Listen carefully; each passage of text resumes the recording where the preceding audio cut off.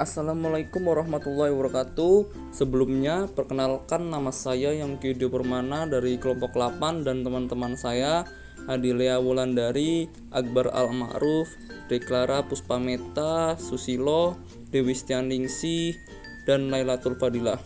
Kami dari kelompok 8 akan mempresentasikan dongeng dan unsur-unsur dongeng. Untuk materi pertama akan dijelaskan oleh Adel. Untuk Adel dipersilahkan. Assalamualaikum warahmatullahi wabarakatuh. Di sini saya akan menjelaskan tentang pengertian dongeng.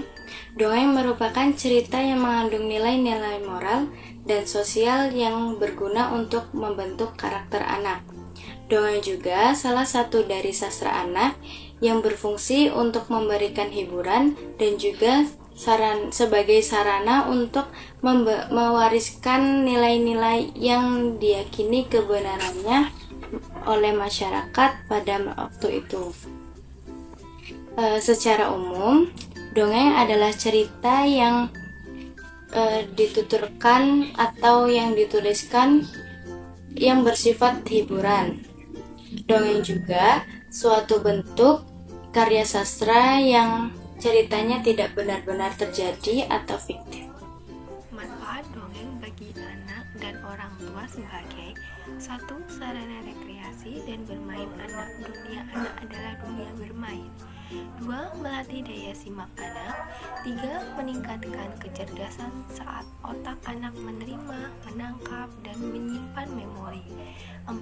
Menjaga interaksi emosional dengan anak melalui kata-kata pelukan, belayan, senyuman, kontak mata, dan ekspresi. 5.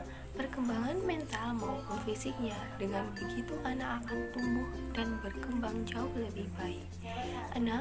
Pengetahuan baru. Cerita dalam dongeng mengandung banyak informasi baru dan bermanfaat bagi anak. Di sini saya akan menjelaskan tentang dongeng dalam meningkatkan kepribadian anak. Menurut pakar pendidikan, cerita dongeng dapat membentuk kepribadian anak. Karenanya menasehati anak salah satunya dapat dilakukan dengan cerita atau dongeng. Hal ini cukup efektif karena anak akan mampu menyerap dengan mudah gambaran tentang baik dan buruknya suatu hal melalui isi sebuah cerita. Contoh salah satu dongeng yang paling terkenal di kalangan anak-anak adalah Kancil Nyolong Timun, atau dalam bahasa Indonesia artinya Kancil Mencuri Timun. Cerita yang dikisahkan dalam dongeng tersebut menunjukkan karakter Kancil sebagai pencuri yang licik untuk mendapatkan yang dia inginkan. Karakter licik dari tokoh Kancil sangat tertanam kuat dalam diri Kancil. Tidak hanya pada tokoh Kancil, tokoh Pak Tani pun tergambar memiliki karakter yang kuat. Unsur-unsur dongeng. Yang pertama, ada struktur dalam dongeng, yaitu sebagai berikut. 1. Orientasi. Orientasi yaitu perkenalan awal dari jalan cerita. 2. Berisi perkenalan tokoh yang akan diceritakan dalam cerita. 3. Komplikasi. Komplikasi yaitu klimaks jalan cerita. Komplikasi berisi puncak permasalahan yang dialami tokoh dalam cerita. 4. Konflik dalam cerita dibentuk dari permasalahan kehidupan sehari-hari yang sederhana. 5. Resolusi. Resolusi berisi penyelesaian konflik. Penyelesaian ini dirangkai melalui peristiwa dari sudut pandang anak yang sederhana. 6. Koda. Koda berisi simpulan nilai-nilai positif yang dapat diambil dari cerita. Koda ini disampaikan secara tersurat di akhir cerita. Di sini saya akan menjelaskan unsur intrinsik dan ekstrinsik. Unsur intrinsik itu adalah prinsip pengembangan unsur intrinsik dalam cerita anak.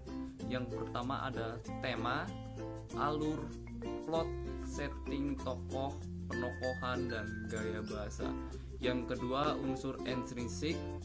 Pengembangan unsur intrinsik itu dapat dijelaskan yaitu yang pertama nilai-nilai. Nilai yang dimasukkan adalah nilai yang konkret yang bersumber dari kehidupan anak sehari-hari. Yang kedua latar belakang pengarang, yaitu menghubungkan pengalaman pengarang yang memiliki nilai positif dalam dunia anak. Di sini saya akan menyampaikan kesimpulan dari 3 prinsip struktur. Unsur intrinsik unsur ekstrinsik. Kebutuhan manusia adalah sesuatu yang dibutuhkan oleh manusia atau keinginan manusia yang harus dipenuhi demi tercapainya kepuasan rohani maupun jasmani. Salah satu contoh kebutuhan yaitu pendidikan.